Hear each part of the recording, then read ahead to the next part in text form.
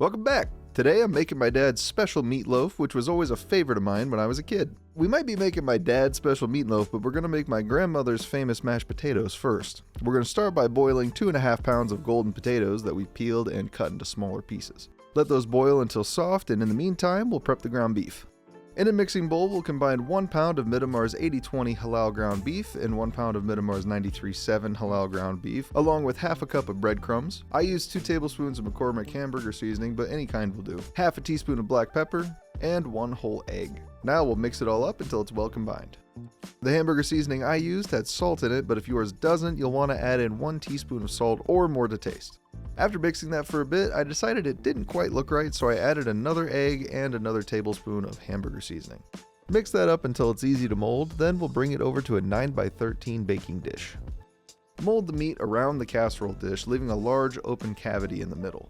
You don't want the meat to be too thick. Make this about 1.5 inches to 3/4 of an inch thick at the absolute most. This will help ensure the meat gets fully cooked.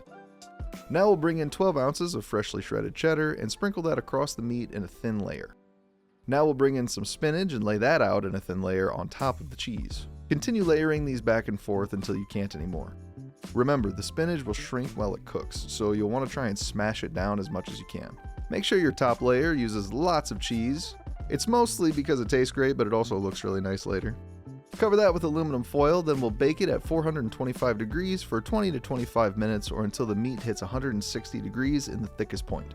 Once that temp's been hit, we'll remove the foil and bake for another 10 minutes or so, or until the cheese gets a little golden brown. While that bakes, we'll finish making my grandma's potatoes. Throw those softened potatoes in a mixing bowl with a stand mixer.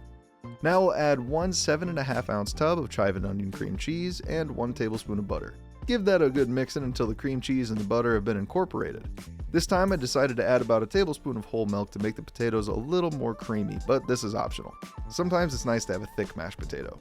Give that a taste for seasoning and add salt to taste, and that's it. Serve it all up with some snowpack mixed veggies and enjoy. I'd also recommend blending the cheddar with pepper jack or other types of cheese to really make this your own. And that's it for this week. We'll see you next week with another delicious halal recipe.